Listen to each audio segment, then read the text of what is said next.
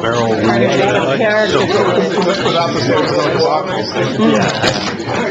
everyone back one more time. No, Mike, you and me always. All right, my friend. That's good news. It's a wonderful life. Okay, everyone, thank you for coming back. So I just wanted to go over the setup to remind myself and you all. So it's now 7 o'clock. We're going to do about 15-20 minutes of presentation with Cynthia from Call Taking Center. And then we're going to follow up with questions. So save them.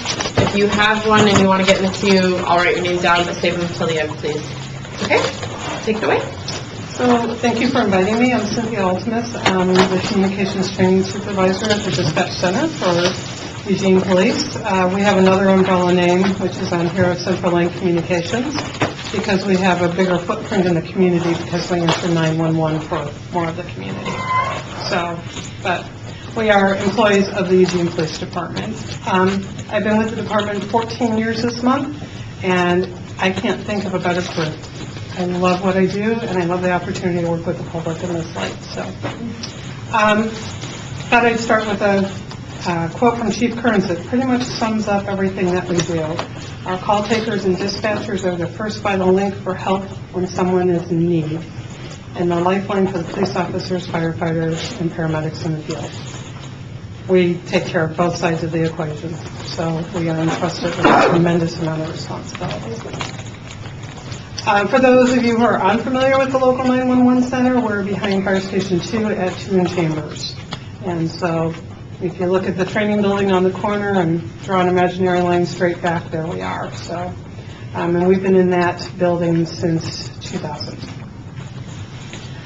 Organizationally, we're part of the Eugene Police Department, and we're part of Technical Services. So Pam Collette is our director, and she's over us and records. We also have a PSAP user board, which Chief Kearns is a member of, and they are representatives from local agencies, primarily chiefs of police and fire departments, and they take care of our budgeting issues because we also have general fund and PSAP funds to take care of everything. And our funding also comes from state 911 tax, which is something in front of the legislature this year. Core elements of our mission statement. We're a gateway for regional communications. What we're doing is we're connecting callers. We're connecting callers with the services that they need. Our goal is to do that in a calm and professional manner, and then provide radio support for the responders, and to relay that information back and forth and be the conduit for that. So, we serve about 90% of Lane County. That estimate, a little rough. We last year picked up answering phones for the Oak Ridge area. So our population base is about 300,000. We answer or dispatch for 39 agencies, and our biggest users are Eugene Police, obviously, and then Fire and EMS. So we also answer 911 for Lane County Sheriff's Office, Springfield Police, Oak Ridge Police, OSP for those who are on state highways, and we're the launching point for Ascend, if you've heard of that, which is where it's the reverse 911. So when those kinds of notifications need to go out, if there's flooding out by Florence or a tsunami event or something, they'll launch that. And then we have many special teams that we have to be knowledgeable about. The hazmat teams, search and rescue, EDU, we have tactical dispatchers on the SWAT team. So. We answer 1,300 to 1,600 calls on a given day. 400 of those on average are 911. Our average call answer time on 911 is 4 seconds. And that's 364,000 calls in a year on 32 phone lines. And on average, we have 2 to 3 people on the phones at a time. They're very busy. 60% of our 911 calls in Lane County come on 911, come on cell phones. So that means those come without any information from the phone telling us where the caller is. So we have to work our way through that. And 1 in every 4 of those phone calls we answer results in a call for service. So that means somebody is going to need some type of public assistance as a result of that phone call. And to top it off, on an average day, Eugene Police Department generates 100 self-initiated activities such as person stops, traffic stops, that type of stuff. So, recent statistics, these are not last quarter, I think they're the one before, is if we answer a call and hit enter on it for the call taker to screen that call and to get the address, the phone number, and what the emergency is, 58 seconds for a cardiac arrest. It takes the dispatcher 18 seconds to get it tapped out, so in 76 seconds we have responders notified from when the phone rang. The other one that we track on a regular basis is structure fires, and we enter those in 40 seconds. They take a little longer to dispatch because more resources are going, 27 seconds. And so in 67 seconds, if a structure is on fire, help is on the way, has been notified. We don't keep these same types of statistics for police calls for service because there's such a wide variety and such a wide variety of situations. For example, you have talked about trespassing tonight. Trespassing could be in progress and could be disorderly. That's going to be dispatched in a very quick order, or it could be something that is a discussion about, I had a problem with a trespasser yesterday, and now today I'm concerned he's going to come back, and it could be a lengthy conversation with guidance for the person and what to do in the future. So it's a little harder to keep those type of statistics on time frames for calling a search of dispatch. And without a doubt, our greatest asset is our employees. We have incredible employees. They do an incredible job. They're state certified through DPSST, and one of the conditions of employment is that they're cross-trained as call takers, police dispatchers, and fire dispatchers. And our center is nationally accredited for the standards we use for taking our medical calls. So, the system that we use for our medical calls is a worldwide system. There are 164 agencies in the world that are accredited, and we are very proud to be one of them. There are thousands, over 3,000 that use the system. So that's the work of our call takers. So 1 in every 4 calls results in a call for service, but those calls that don't qualify as a call for service, those go on to become referrals or conversations or resource referrals or referrals to other departments. So just because we're not generating a call for service doesn't mean that we're not doing something to help the community. And we have to keep in mind that every time the phone rings, it may be the citizen's only contact with the city, with law enforcement, with fire EMS ever. So we are very much conduits to this entire system and everything that you're doing here. So, types of calls that we handle, mostly law enforcement. You're familiar with the types of things, but think about the learning curve for our call takers and dispatchers. Each one of these requires a different type of response and a different type of knowledge base. We have to be familiar with ORS, we have to be familiar with the laws, but we can't give legal advice. We have to be familiar with the ways that officers respond to these calls and how they're going to approach them, but we're not out there seeing what is going on. We are drawing a picture in our minds and drawing a picture for the officers of what they're going to be going to.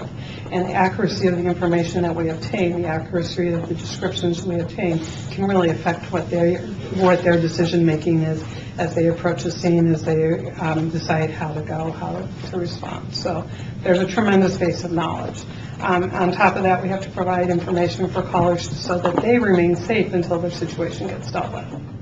So the safety of the citizens comes first and the safety of the responders comes second. On top of all that, we want to catch the bad guy. So, 42,000 calls a year that we handle are fire EMS, and 80% of those are medical. The fire department goes to a lot of calls every year, but mostly they go to medical calls. We do everything. We do everything from giving aspirin when a patient has chest pain to helping the woman deliver a baby on I-5.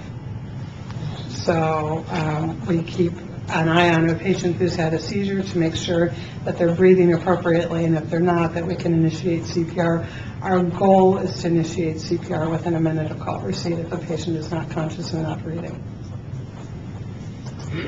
So, and then there's the combination calls, and these are things that would require a response by police and fire. An overdose, a water rescue, a suicide attempt. Somebody's, grievously injured themselves by cutting themselves. We need law enforcement, but we need to have fire responders coming too. So we have to work through both sides of that equation. So a lot of balancing acts that we do. So how does a 911 call flow? We start with the call taker obtaining an address, a phone number, and the nature of the emergency. If we don't know where we're going, we can't help. After we've got that information, the dispatcher the call taker relays the information to the dispatcher by computer, and it may be another agency that we're relaying it to by computer. And then we determine how far we're going to continue with our questioning and in our instructions. So we have a pretty intense training period. So I'm hoping the sound works here. This is just the beginning of a phone call.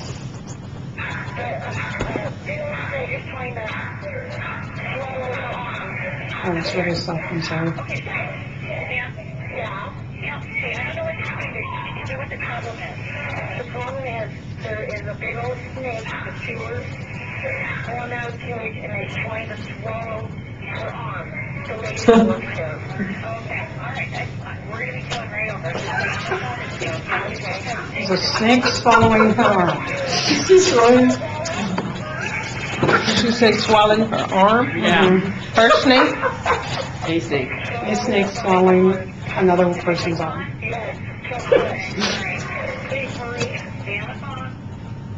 Please hurry. You bet.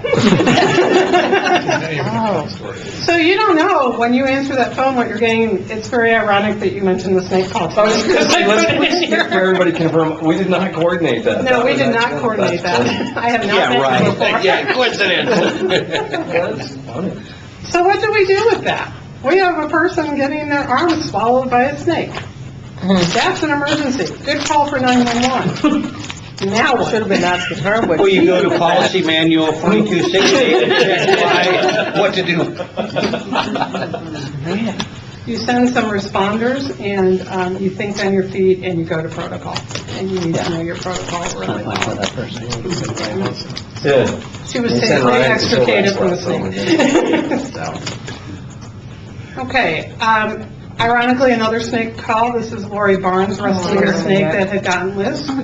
So while the dispatcher is dispatching units, the call taker continues to work with the caller. And that is one of the most important relationships that you'll see when you come, if you ever have the opportunity to come into the center. We are constantly relaying information. So now, let's say Officer Barnes is on her way to this. You said what? And where is this? And who else is endangered? And what other information do I need? What other resources do I have? Who else can we call? We're going to start calling pet stores now to say, do you have anybody who can come get this snake once we get it taken care of? So we're thinking in a very creative ways sometimes. One of the questions we get about 911 is why all the questions? And it really is about making sure the right people are going to the right place in the right amount of time in the right mode. It's huge when we say respond code 3.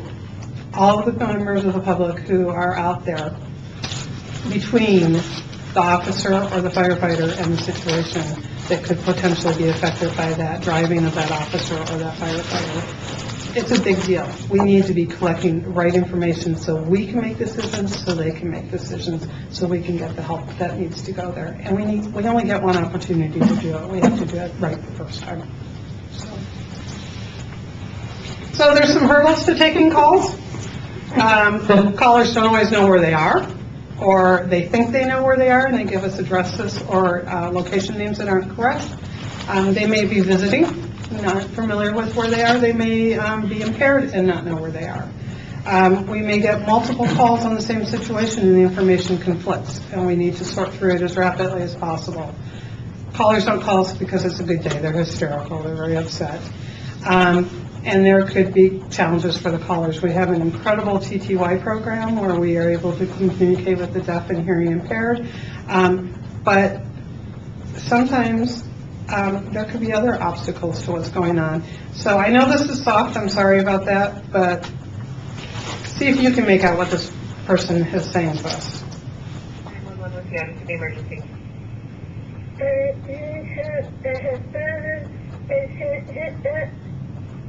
Hello? Hello?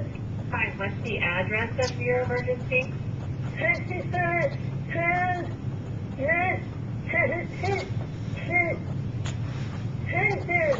Okay, and can I get the phone number you're calling from?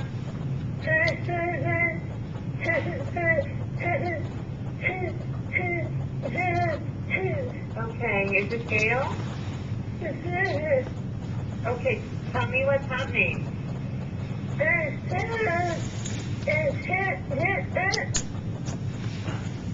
I've fallen and I can't get up. She's had a stroke, which caused her to fall, and she's now impaired. And fortunately, the call taker did an amazing job of deciphering the address. I had to listen to it 5 times before I got it.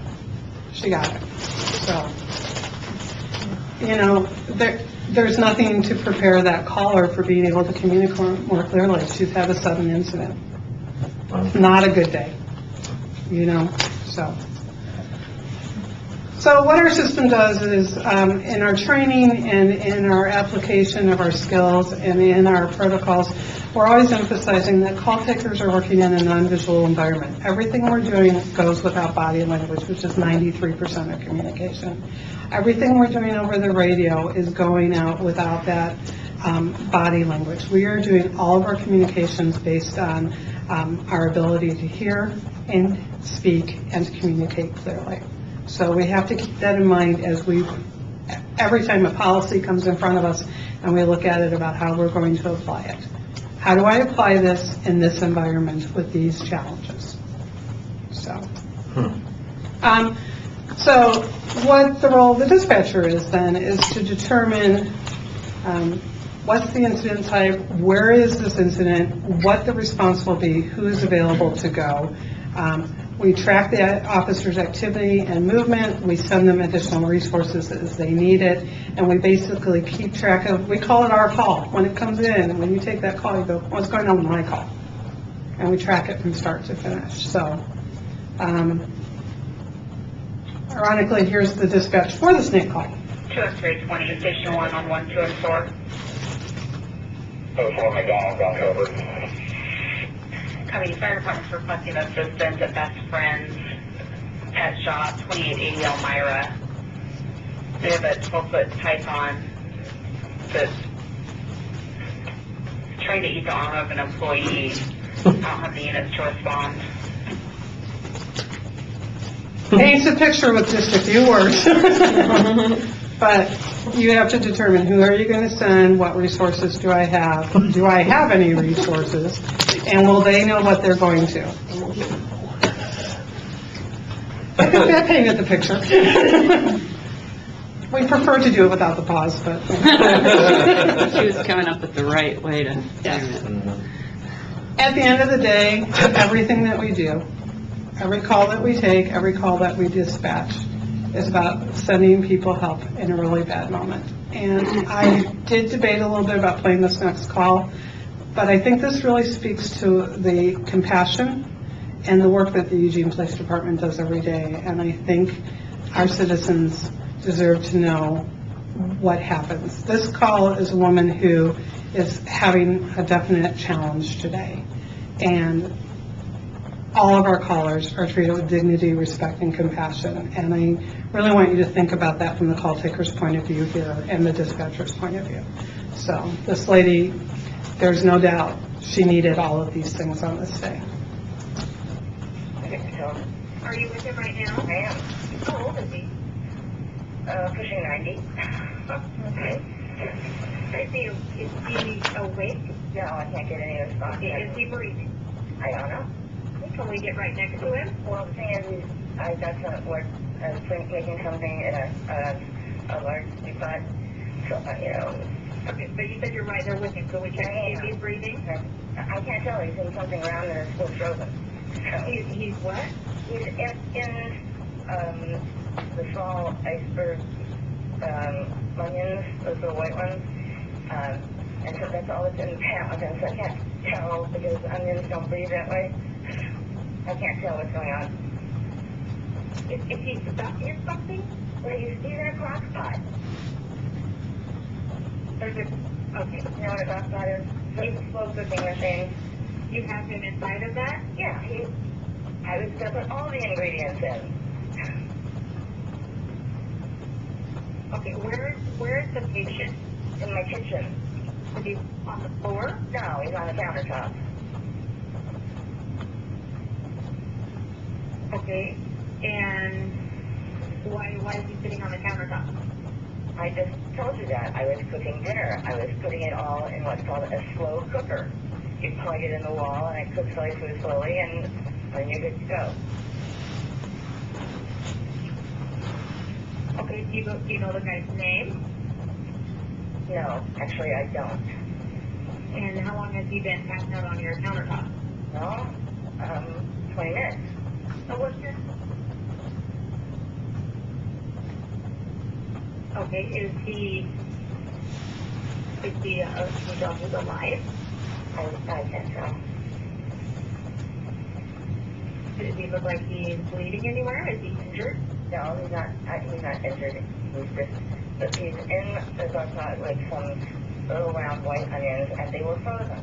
So I can't tell if he's bleeding or not.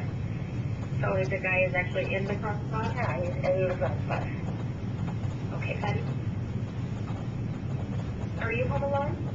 No, my husband's here. Okay, would I be able to talk to him?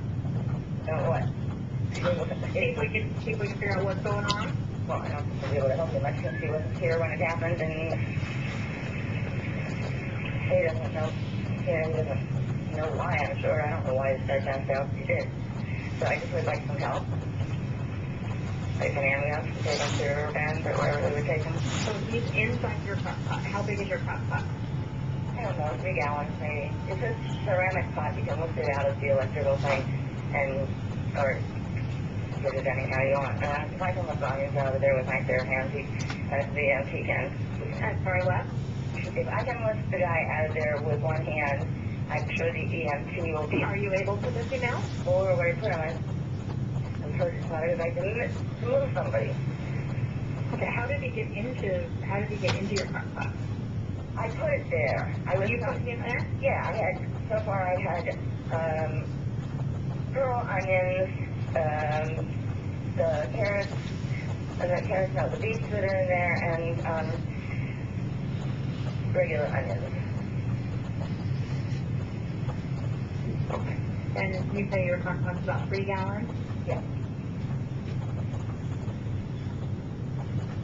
So this woman really believes that she has a very serious problem. She's really concerned about him. She really wants him to get help. And our call taker has to, one, switch modes from a request for medical assistance to a, now I've got to figure out what's going on. Always treat her respectfully, always treat her with dignity, but still sort it through. Do we have a crime? Did she harm somebody? Who am I going to send? What am I going to do for her? She believes something is seriously wrong here. The call taker knows something is seriously wrong here. But how do we take care of this woman? And do we have somebody that we need to take care of? That's a lot to sort through, and that's a lot of modes to change very, very quickly, and still stay compassionate and respectful. Because you want to say, I'm not quite sure what's going on here. Okay, I'm going to sort through this one step at a time, and I'm going to be really good with her. And so now we notify the fire department that we may have a medical problem, but we also send officers and we check on goods. But we need to know what's going on for this lady, and she needs some care. I'm not sure I got what exactly happened. Yeah. She called to say that there was a man passed out on her counter and he was in her crock pot. And she wanted an ambulance for him. She was making a stew and he was in there. Well, The onions and all of it. And he was 90. He was 90, yeah. So he wasn't a baby in her stew. No. was aware of. Oh, my God. So that's something that happens in our community. It is something that happens to people that are having severe crisis. And I think the call taker did an amazing job of working through all of those complexities, and that's what our staff does every day, and that's why I say we have the most amazing people. I am so honored to work with them. So a couple upcoming issues around 911. Next generation 911 technology has gotten ahead of, for cell phones, ahead of what we are capable of accepting. Text calls. people want to text 911. Can you imagine the myriad of legal difficulties with that? Automatic crash notification. Your cars are smart. They can tell us you've crashed. Can they tell us more? Ability to send and relay video. I am not equipped to see a crime in progress when there's not a responder there to solve it. How many 911 centers the state of Oregon should have, and sufficient funding. Those are all issues that are facing us, and that we have some very smart people working on it now. So that's where 911 is headed. We'll have to keep up with the times. That's my overview of what's going on at the comm center for EPD these days. Thank you so much for your presentation. So at this time, we are out of time for this, so I'm going to need someone to move to extend time for questions. I move to extend time for questions. Can you put a time limit on, please? 10 minutes. Okay. What, you want? I'll 3 second. minutes per person. So maybe That's good. 15 minutes. 2 minutes per I person. think my math was different. How about 10? How about 5? Okay, we'll go with 10. Okay, all those in favor, please say aye. Aye. Okay, great. Is that what you wanted? A second, did you say 10? And you Yeah, say Jody. 10. Okay, speakers list, go. We didn't get a Stick your hands out. Someone's gonna get it. Okay, Jim, Claire, and George, you're probably the only ones that are gonna get time. Okay. I actually did have a chance yesterday to make a 911 call. There was an accident on I-5. As I was walking out of work, I heard noise up on the freeway, and I looked up in time to see a cargo van rolling. It was on the southbound lane, so it was kind of, I was at Northwest Community Credit Union, so there's about a 15-foot ramps, or I was about 15 feet below the highway, plus there was a divider there, so I couldn't see everything that was going on either side, but I could definitely see the cargo van rolling. So I got to make the call. They did everything exactly as you said. I made sure, I gave my name up front, but then they did ask where I was calling from, what I saw, so they could get people dispatched. So, unfortunately, I think the first person to arrive there was, I think, probably from KMTR. They got to film it right away. But I did get the opportunity to do that, and like you said, and I was listening to exactly what you said, how they would ask the questions to get all the information that they could, and they did a very good job with that. They did all of that. And I was using a cell phone, so I was one of the more common calls that you're getting. But I want to ask, I know the chief has mentioned staffing in the past, and a lot of time, sometimes it's been, at one point it was really good, and then it kind of slipped a little and was really, really low staff. Where are you at now? We are low staffed right now, and we are in the middle of a hiring process. We actually have interviews the week of the 24th, and we're interviewing 16 candidates. It is challenging. It's very challenging. This candidate pool started at over 200, and through testing and attrition, we've gotten down to 16. So that is a challenge that is nationwide. It's not just us. What's your normal staff level? If you're full. We are authorized for 45, I believe. That's what I thought I remembered it. How many are you down? We're down 8. So, and it takes a tremendous amount of time to bring somebody up to speed. And one last question on the snake call. Was that before EPD had animal control or after? That was before. If that call came in now, would it go to animal control?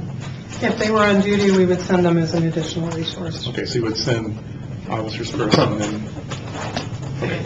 Send Ryan, he wrestles. Thank you very much for your presentation. It was really great. And I appreciate you playing the calls. It's really informative. My question is, I had heard a news report a couple of weeks ago, maybe 3 weeks ago now, about false 911 calls, false emergency calls, and I didn't know if we had been subject to any of those, and what kind of the strategy was to address that. It is a problem with the advancement of technology.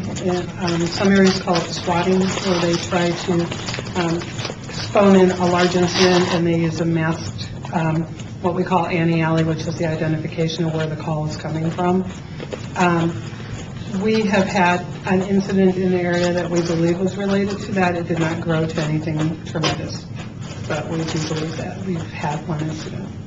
So is there training protocols that are coming up to try to support you guys in dealing We're with that? constantly watching the trends, and we have members of the national group called APCO, which is kind of our professional group for 911, and they go to training and then bring that information back. We also subscribe to trade journals that we actually use as mandatory training for our staff, and they have to take tests on what they read, so not a test, but a quiz to ensure that they've gone through the information. So we are keeping an eye on the trends. So it's nice to be in a smaller community because you do know your community well. Yeah. George? Why, when you call, they ask your phone number? Because I know you have caller ID. We do have caller ID, but it is the result of phone company records, so it is not guaranteed it is correct. And the first thing we want to know is where we're going, and the second thing we want to know is how to reach you back if we become disconnected. And that is why it's so important to get that phone number. And there are a tremendous number of calls that people do disconnect from. Just using an iPhone 4, depending on how you have your keypad set up, it may bump it with your face and disconnect us. Yes, doesn't do it before me. Thank you. So, thank you to for be your able to leadership. reach somebody back. And they did ask me that, too. One other comment is I was on hold for about a non-emergency number for about 5 minutes today, and the recording doesn't make sense if you listen to it all the way through. It cuts it, it chops it up, and it does some weird things to it. We just put a new phone system in, so we're still Okay, perfecting our recording. okay. I will Then that's make not a note of problem. that, though. It's not a big deal. It's your message, your outgoing message when you do it, and it's, yeah, I understand.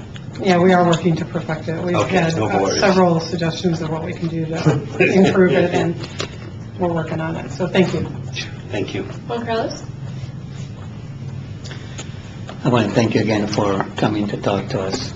My entry to the city of Eugene was through the fire department, and I was working very closely with firemen, firewomen, and also in City Hall I had a chance to interact with many of your employees, or the ones that were there.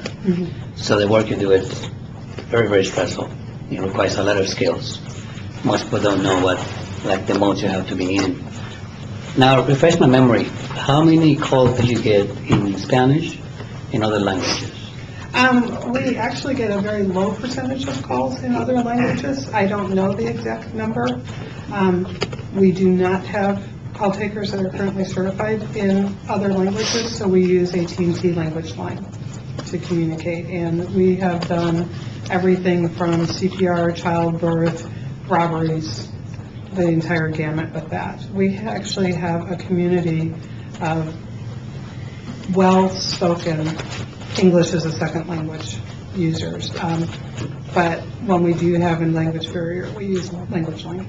You know, at Centro Latino, where I also volunteer, I'm the board president, we hear stories about families that actually just call each other instead of calling 911 because they're afraid they may not have somebody that will speak the language or whatever. There's been several cases. So what are your main challenges? I know besides the obvious, staff and budget, do you see any other challenges you face? Some of the challenges we face are related to the staffing and keeping that up because we're constantly in a training mode. As adult learners, it's very hard to be critiqued, and our work is very demanding. So when we get our new call takers and our new employees, they do 6 weeks in an academy.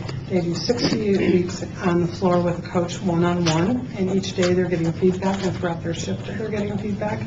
And then they cross-train as a dispatcher in multiple modes, and they go back into that learning environment of that daily feedback. So it's about maintaining that level of professionalism and maintaining that level of learning and that enthusiasm for it as an adult.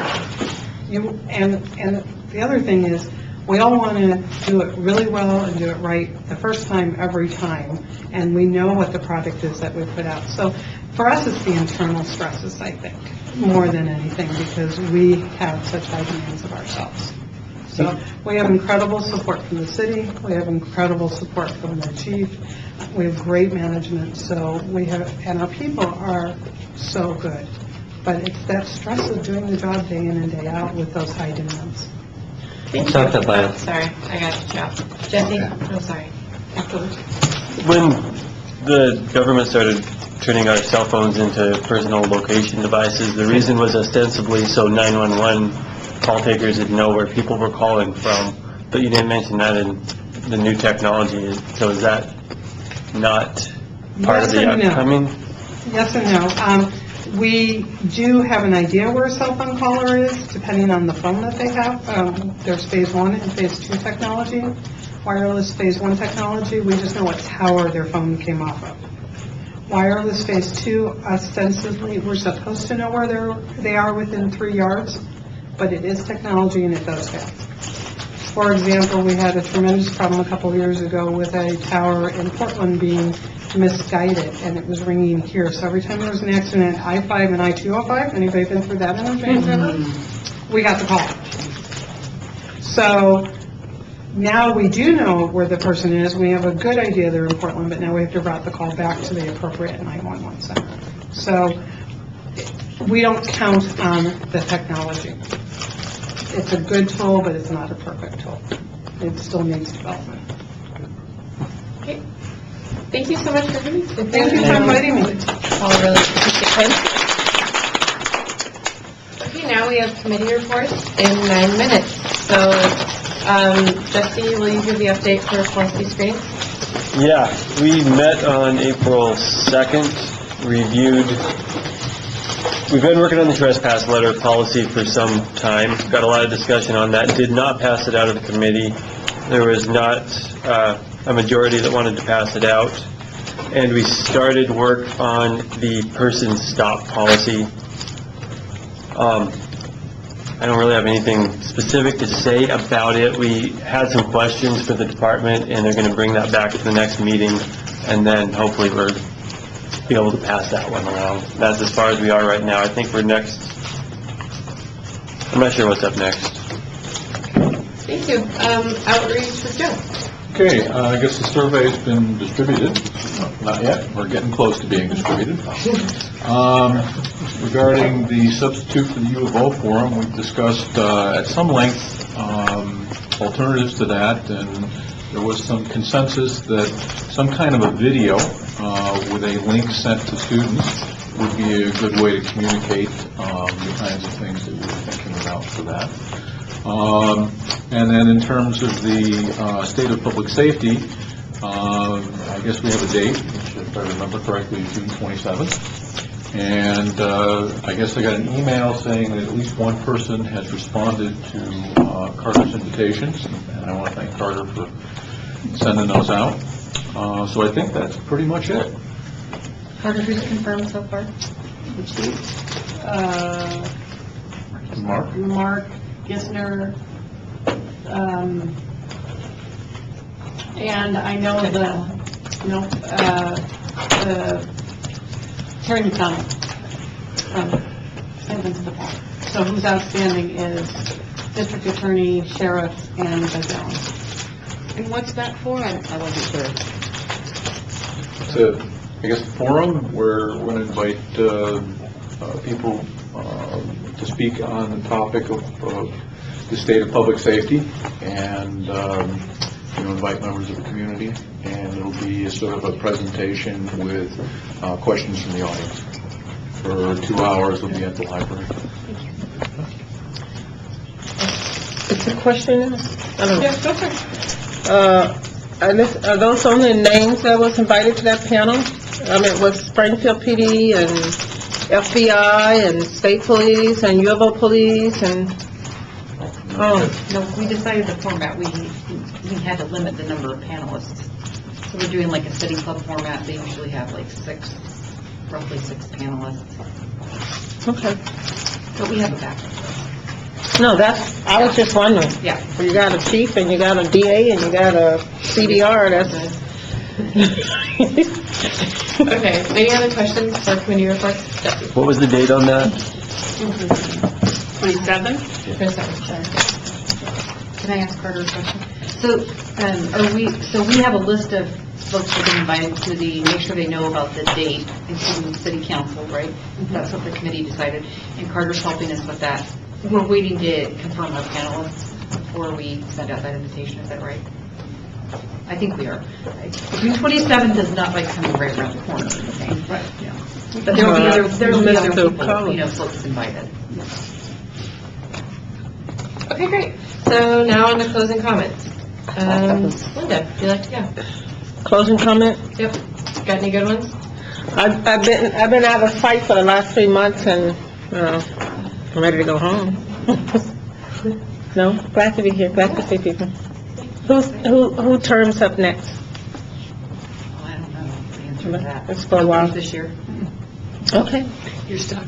No, I leave in June. It's I'm going to be done. yours. It's going to be you. It's going to be your position then. HRC will send somebody. Okay. James? Well, just briefly, I won't go into what I already talked about, but listen to some of the feedback that we've been getting from some of the public comments about meeting locations and stuff. I know at one meeting I recommended, or I most moved to have meetings held here until City Council had acquired accommodations and then sought their help in moving closer toward the public. But in view of all of these, it's a continuous thing that we receive every week. I do know that CRB meets down at the library, and also the Equity and Human Rights meets down at the atrium. I think that we really need to consider relocating down there so that we can be closer, accessible to the actual folks and stuff.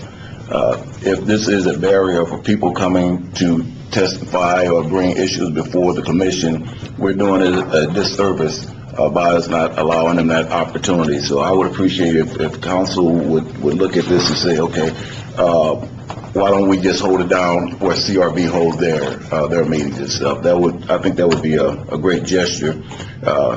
EPD is doing a great service, but if you can't have people feel comfortable in the bridging process, then we have a situation here that's it's not in the best interest, I think. So just want to share that. James, did you want to clarify what you were asking council to do in that? I was a little confused. If they were to look at possibly the same accommodations that the CRB has for their location, if the police commission can hold their meetings there also, and that's at the library. There's nothing stopping us from holding our meetings there except for us voting on it. They close at 8, don't they? The rooms close at 8. Yeah. Well, yeah, and that would just be it. We just have to be able to accommodate that. Yeah, or the atrium, I don't know, if the atrium is extended or what their time is, something like that. So right now it's not a motion, but just to look into the possibility. If it's a matter of timing and stuff, then perhaps we just need to condense our meeting and stuff. We just, because we're doing it this way doesn't mean that it's the right way. We can always change it. Okay. So I just want to clarify. Okay, so we voted on this last time because we couldn't stop talking about it. So, and I completely understand that people's minds change, and I appreciate that. If you want to have this discussion again, please come forward with a motion. Carter did extensive research on all of our options, in buildings, parking options, times. Pull out that spreadsheet. Pull out that spreadsheet and come with 2 options that you want, and we will move. The only reason we have not moved is because of ourselves. I just want to make that clear because Carter did a lot of work for us to look into other places, and I don't want it to seem like staff isn't helping us realize our dreams of downtown location. So, yes, so okay. I want to say that, James. Okay, so with that being said, then I move that we'll move the location to the atrium or the library, and that we adjust our regular scheduled meeting, the agenda, to accommodate the time frame. Second. Y'all know what you're doing, right? I'll join the meeting. Can't do that yet. I thought we were closing now. Okay, did anyone second that? Yeah. Yes, you did. Okay, so Mike. I find myself in a really terrible, uncomfortable position disagreeing with my friend again. The purpose of the police commission is to assist the chief and to assist the council. The purpose of the police commission is to give the chief citizens' perspective on the policies he adopts and to give the council better research and information before adopting policy. It's not to serve the general public. Now, it's to serve the general public through those services to those entities. But my sense of things is that's its primary mission, and such being in close proximity to the officers in the department and the resources necessary to appropriately, assist. This seems like the best place to hold meetings to me. But maybe I haven't thought this through well. Okay, so time is up, so if you want to continue this discussion, you need to extend time. Move to table. Thank you. Second. Third, fourth, fifth. Okay, Because we so were going around basically, and like, closing. our meeting's over unless we extend time. Let me rephrase it. That's why I said At adjourn. the It's actually- discretion of I the didn't chair, realize the it was meeting 10. can continue, and I move to table and have this discussion as part of our next agenda. There you go. Second. Second. So- Motions to table or not to table. So, okay, does everyone understand, table till when? Did you say indefinitely? Okay. Next meeting. Okay. Does everyone understand what's going on? Yes. Okay. All those in favor, raise your hand. Great. Okay, it's tabled, and meeting's adjourned. Thanks. I was going to bring up the same topic. While we're breaking up, I just want to say, in regards to the comments about Seattle's housing of homeless folks and the strategies of housing homeless, St. Vincent de Paul has been trying to do that here locally and implement that strategy, but he hasn't been able to pull the funding together. Great job. I'm So impressed. there is work. That was my commissioner comment. We ran out of this money. It's cool, because I don't have all the answers, and Me either.